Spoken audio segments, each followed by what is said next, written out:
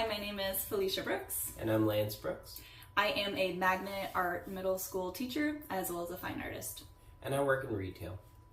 So I'm looking for my dad. I'm 38 years old and I am the only, I grew up in a family full of boys and I'm the only girl. I'm also the only one that does not know who her father is. Yeah, and I'm Felicia's husband. Ironically, my dad has recently passed away when we put in the initial application for the show. So the reason I'd like to find my father, I mean, it's half of my DNA as far as my biology, my identity. I think there's a lot of deeper things and wounds that I would like to hopefully bring some healing or at least some openness and restoration to kind of let some things breathe and be felt. Yeah.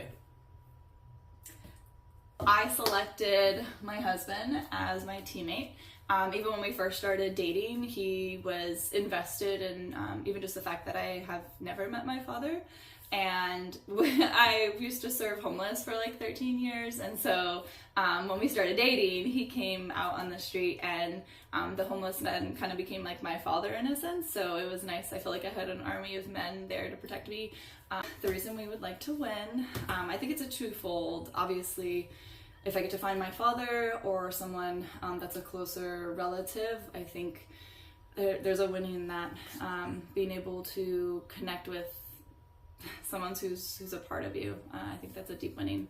And then obviously money is helpful for our children's education, for having a vacation and taking a break to kind of unify and unite as a family and create memories.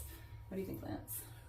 I think, like you said, finding a relative or your dad would be the biggest prize in that instance, as that's been something, like even from my perspective, from the day I met you, this was something that you told me and we got in, like, you shared that story with me. So I think, that it's a closure in certain ways, and